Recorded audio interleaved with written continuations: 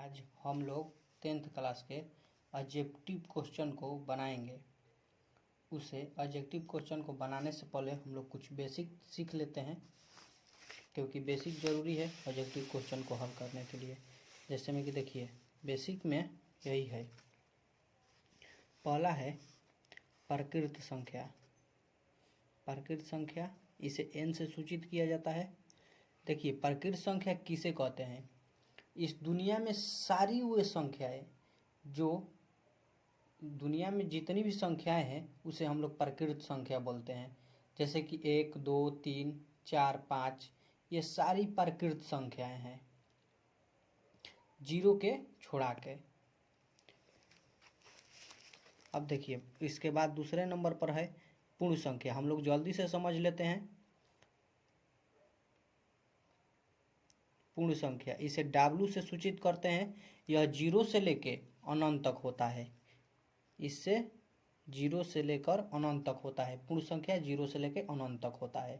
देखिए, पूर्णांक संख्या देखिए, यह जीरो से लेके प्लस में अनंत तक और माइनस में अनंत तक होता है। इसे हम लोग I से सूचित करते हैं। देखिए, चौथा नंबर पर है परिमेय संख्या। परिमेय संख्या जिसे P/Q के रूप में लिख सकते हैं, जिसे हम लोग P/Q के रूप में लिख सकते हैं। Q = not zero. Q बराबर जीरो नहीं होना चाहिए। अगर Q बराबर जीरो होगा तो हम कटाएंगे तो जीरो आएगा। देखिए, जैसे कि हम 1/0 लिख देंगे, अगर हम 1 में 0 से भाग देंगे तो जीरो आएगा। इसका मतलब हो जाता है अनंत संख्या। अनंत संख्या हम लोग अभी कभी तक निकाल नहीं पाए हैं। अभी तक कोई नहीं निकाल पाया कि अनंत संख्या कितनी है, इसलिए जीरो नहीं होता है। Q बराबर जीरो नहीं रखा जा सकता है। देखिए, P का मतलब पूर्ण संख्या होता है। यहाँ पर पूर्णांक संख्या होना चाहिए। P बराबर पूर्णांक संख्या होना चाहिए। जैसे कि देखिए, ये सारी पूर्ण संख्याएं परिमेय संख्या है। देखिए, इसके बटे में एक हम लोग लिख सकते हैं, इसके बटे में भी एक लिख सकते हैं, इसके बटे में भी एक लिख सकते हैं, जीरो के छोड़ाकर। इसके बटे में भी एक लिख सकते हैं, इसके बटे में भी एक लिख सकते हैं, इसके बटे में भी एक लिख सकते हैं, इसके बटे में भी एक लिख सकते हैं। तो ये सारी पूर्ण संख्याएं परिमेय संख्या होती है। अब देखिए, 0.2 भी एक परिमेय संख्या है। अगर यहाँ से दशमलव हटेगा तो नीचे 10 आ जाएगा, तो यह भी एक परिमेय संख्या है। अब देखिए, अपरिमेय संख्या देखते हैं। हम लोग जल्दी से समझेंगे, इसलिए कि क्योंकि हमें ऑब्जेक्टिव क्वेश्चन भी हल करना है, जिसे P/Q में नहीं लिखा जा सकता है। P/Q के रूप में नहीं लिखा जा सकता है। यहाँ पर रूप में छूटा है, नहीं लिखा जा सकता है। जैसे कि देखिए, हम लोग किसे P/Q के रूप में नहीं लिख सकते हैं? 3/3 √3 √5 0.234 अनंत तक। इसी तरह मतलब कि संख्या यह कभी आए ही नहीं। मतलब कि जिसको हम लोग भाग देंगे, मान लीजिए किसी को भाग देते हैं, वो कभी कटता ही नहीं है। जैसे कि 3 से हम लोग 10 में भाग देंगे तो यह कभी कटेगा नहीं। तितरी का 9, फिर 1 आ जाएगा, तितरी के 9, इसी तरह डॉट डॉट डॉट डॉट चलता रहेगा। यह चलता रहेगा, यह कभी ख़त्म ही नहीं होगा, यह कभी ख़त्म नहीं होगा। तो ऐसी संख्या को हम लोग अपरिमेय संख्या बोलते हैं। तो देखिए, आप लोग कहेंगे कि इसके नीचे एक लिख सकते हैं, लेकिन यहाँ पर देखिए, परिमेय संख्या बोलता है कि P बराबर पूर्णांक संख्या रहना चाहिए। तो देखिए, यहाँ पर पूर्णांक संख्या नहीं है, ये तो पूर्णांक संख्या नहीं है, इसे हम लोग परिमेय संख्या नहीं बोल सकते हैं, इसे अपरिमेय संख्या कह सकते हैं। अब आगे देखते हैं अभाज्य संख्या। देखिए, अभाज्य संख्या जो एक अथवा अपने से कटे, एक अथवा अपने से जो कटता है उसे अभाज्य संख्या बोलते हैं। एक अभाज्य संख्या नहीं होता है, 2 अभाज्य संख्या होता है, 3 अभाज्य संख्या होता है, 5 अभाज्य संख्या होता है और 7 अभाज्य संख्या होता है। और अनंत तक इसी तरह जितनी भी संख्याएं हैं इस दुनिया में, उनमें अभाज्य संख्या आप निकालेंगे कैसे? उतना में से तो हम लोग निकाल नहीं सकते हैं, कभी संख्या ख़त्म नहीं हुआ है, तो इसलिए डॉट डॉट लिखा जाता है। अब देखिए, भाज्य संख्या जो एक अथवा अपने को छोड़कर किसी अन्य संख्या से भी विभाजित हो जाए। देखिए, जो एक एक और अपने को छोड़कर और इस कोनो संख्या से कट जाता है उसे हम लोग भाज्य संख्या बोलते हैं। जैसे कि हम लोग 35 भी भाज्य संख्या है। देखिए यह 35 से भी कटेगा, 1 से भी कटेगा और 5 से भी कटेगा। 5 7 35, तो यह भी भाज्य संख्या है। तो हम लोग बेसिक समझ लिए हैं। अब देखिए ऑब्जेक्टिव क्वेश्चन को हल करते हैं। देखिए ऑब्जेक्टिव क्वेश्चन में पहला नंबर क्वेश्चन हमारा दिया हुआ है, यदि a और b अभाज्य संख्या है तो a और b का लसाअ निकालिए। देखिए पहले ही अभाज्य संख्या बोल दिया है, तो अभाज्य संख्या दिया हुआ है। जब अभाज्य संख्या बोल रहा है a और b अभाज्य संख्या है जो खुद से कटता है, मतलब कि यह खुद से ही कटेगा, a से ही कटेगा एक बार में, और b भी खुद से कटेगा b से एक बार में। तो a का आ गया है a और b का आ गया है हमारा b। तो एलसीएम में लिखते हैं हम लोग, एलसीएम a और b का एलसीएम होगा हमारा।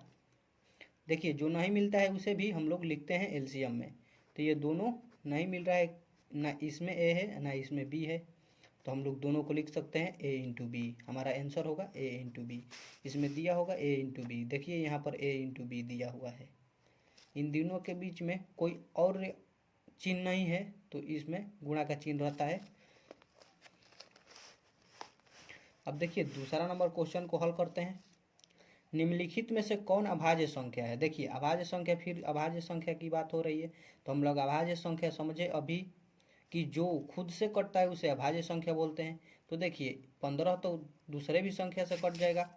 एक 23 हमें दिखाई दे रहा है कि दूसरे संख्या से नहीं कटेगा, क्योंकि 12 भी दूसरे अन्य संख्या से कट जाता है और 75 भी अन्य संख्या से कट जाता है, और 23 हमें दिखाई दे रहा है कि नहीं कटेगा। आप लोगों को दिखा दे रहे हैं कि 15 कैसे कटेगा। देखिए 3 से भी कटेगा, 5 से भी कटेगा 15, और 12 भी कटेगा, 3 से भी कटेगा, 4 से भी कटेगा। 4 3 12 होता है, 3 चौके 12 होता है, 4 से भी कटेगा। ये 75 भी कटता है 25 से, 25 3 75। तो ये 23 हमारा बच चुका है, तो हमारा हो जाएगा 23 नंबर आंसर। 23 नंबर, सॉरी बोल दिए, 23 नंबर दूसरा का 23 आंसर हो जाएगा। अब देखिए तीसरा नंबर क्वेश्चन हमारा बोल रहा है, पहला नंबर क्वेश्चन ये है, दूसरा नंबर क्वेश्चन ये है। देखिए निम्नलिखित में से कौन परिमेय संख्या है? देखिए परिमेय संख्या पढ़े हैं हम लोग। परिमेय संख्या हम लोग उसे बोलते हैं जो p बटा क्यू के रूप में लिखा जा सकता है, जो p बटा क्यू के रूप में लिखा जा सकता है। तो हम लोग देखेंगे इसमें कौन p बटा क्यू के रूप में लिखा जा सकता है। तो पहला नंबर ऑप्शन दिया हुआ है 2 minus root three. 2 minus root three, देखिए हम लोग इसका गुणा भाग या माइनस करेंगे तो ये माइनस तो होगा नहीं, और हम लोग इसे बाहर निकाल भी नहीं सकते हैं। रूट 5 का तो स्क्वायर भी नहीं होता है, तो इसे भी बाहर नहीं निकाल सकते हैं। सी नंबर देखते हैं, रूट 2 इंटू रूट थ्री। और रूट थ्री, देखिए 3 3 कट जाएगा तो हमारा 2 आ जाएगा, और इसके नीचे एक छिपा रहता है, तो ये हमारा आंसर हो सकता है। नहीं, हो नहीं सकता है, होगा ही। और डी नंबर ऑप्शन आप लोगों को दिखा दे रहे हैं। डी नंबर ऑप्शन 6 है, 6 तो निकलेगा नहीं बाहर, तो ये नहीं होगा। तो हमारा सी एक ऑप्शन बच जाता है, और सी ही होगा। देखिए चौथा नंबर क्वेश्चन को आप लोग टिक मार लीजिएगा, इसका आंसर डी होगा। हम इसको कभी और हल करा देंगे। अब देखिए पांचवा नंबर क्वेश्चन को देखते हैं।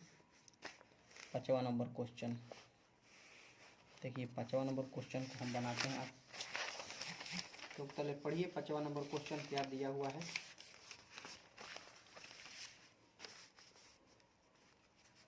देखिए पांचवा नंबर क्वेश्चन हमें दिया हुआ है 2 10 और 20 के, 2 10 और 20 के लसा और मसा का अनुपात कीजिए, अनुपात ज्ञात कीजिए।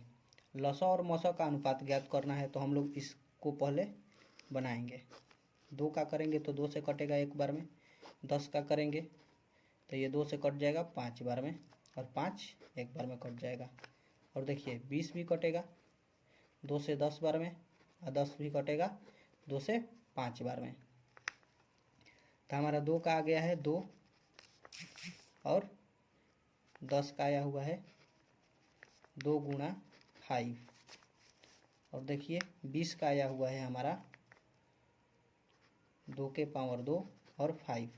एलसीएम लिखेंगे, पहले एलसीएम निकाल लेते हैं। 2, 10 और 20 का 2 और 10 और 20 का एलसीएम देखिए, जो मिलता है उसे भी लिखते हैं और जो नहीं मिलता है उसे भी लिखते हैं। जो मिलता है उसमें जो बड़ा पावर वाला होता है उसे ही लिखते हैं। देखिए इनमें 2 मिल रहा है तो हम लोग 2 लिखेंगे, लेकिन बड़ा पावर वाला। देखिए इसमें 5 भी मिल रहा है ना, तो 5 भी लिखेंगे 1। इसमें नहीं है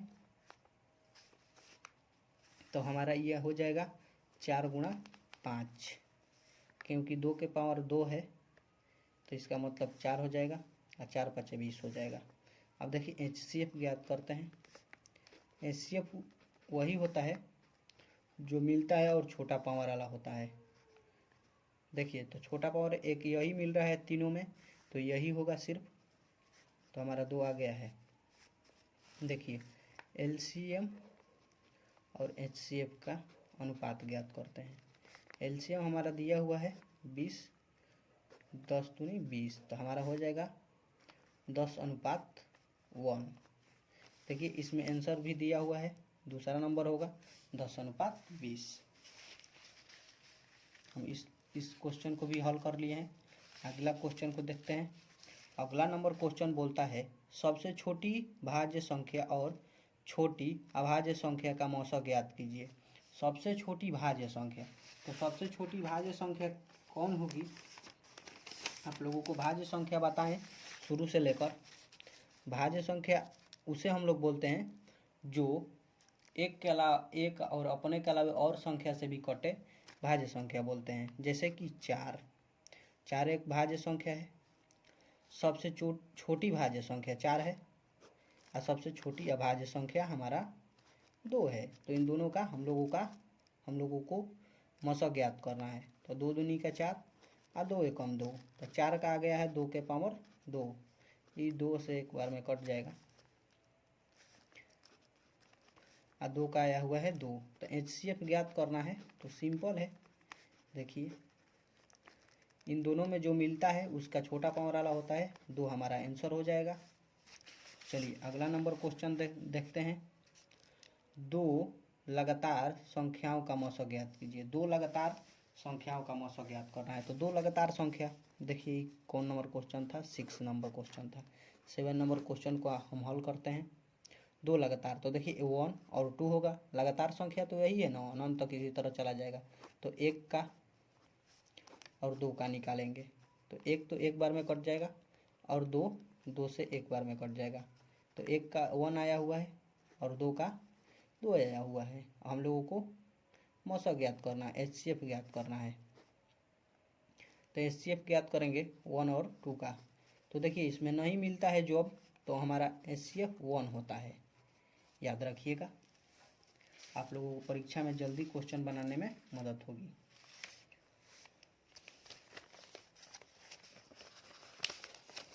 देखिए 8वां नंबर क्वेश्चन को आप लोग पढ़िए। 8 नंबर क्वेश्चन आप लोग पढ़िए, तो हम बनाते हैं 8 नंबर क्वेश्चन को। देखिए 8 नंबर क्वेश्चन को हम बनाते हैं। अब देखिए बोल रहा है 500, देखिए बोल रहा है कि 500 भले 5005 के कितने अभाज्य गुणनखंड हैं।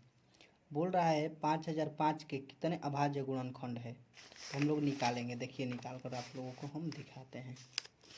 इसका मतलब कहने का अर्थ ये है कि हम लोग इसका अभाज्य गुणनखंड करेंगे। अभाज्य गुणनखंड 5005 का अभाज्य गुणनखंड कितने हैं? देखिए तो ये 7 5 से कटेगा सीधे 1000 एक बार में। अब देखिए ये 7 से कटेगा 143 बार में और यह 11 से कटेगा 13 बार में। तो इसका कितना भाज्य गुणनखंड है? 1 2 3 और 4। इसका भाज्य गुणनखंड 4 गो है। देखिए गिन लीजिए 1 2 3 4, तो हम लोग इसका आंसर होगा 4। 9 नंबर क्वेश्चन देखते हैं। कितने दो अंकों की संख्या 3 से विभाजित हो जाएगी। बोल रहा है कितने दो अंकों की संख्या 3 से विभाजित हो जाएगी। दो अंकों की संख्या देखिए, तो दो अंकों की संख्या बोल रहा है।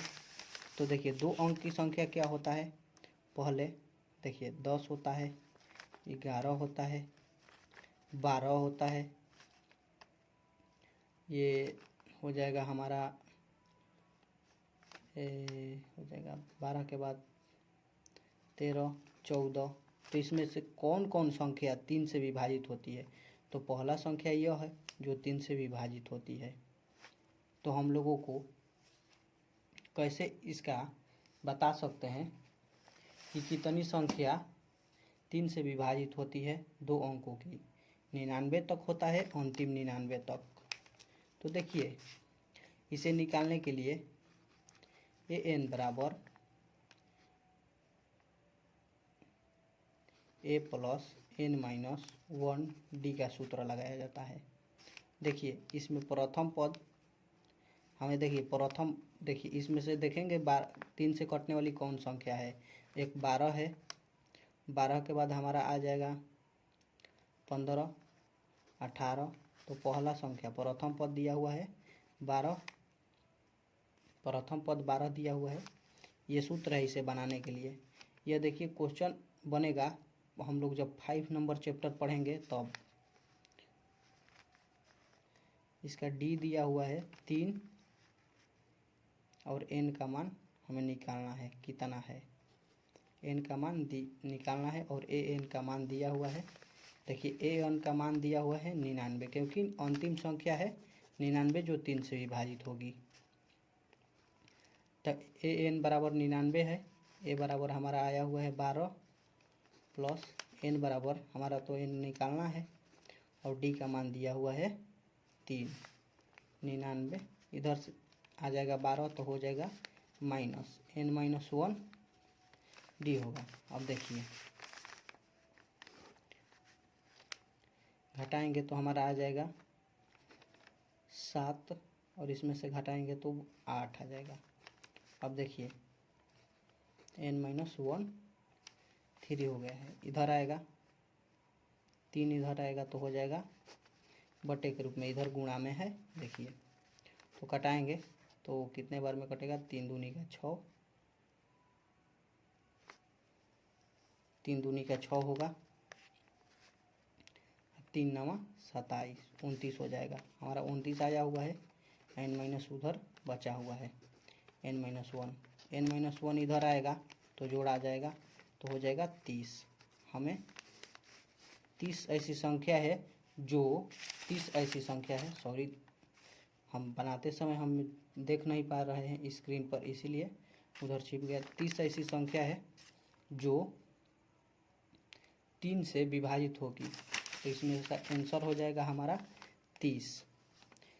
30 वो ऐसी संख्या है जो 3 से विभाजित होगी दो अंकों की। तो हम लोग आज इतना ही क्वेश्चन करेंगे।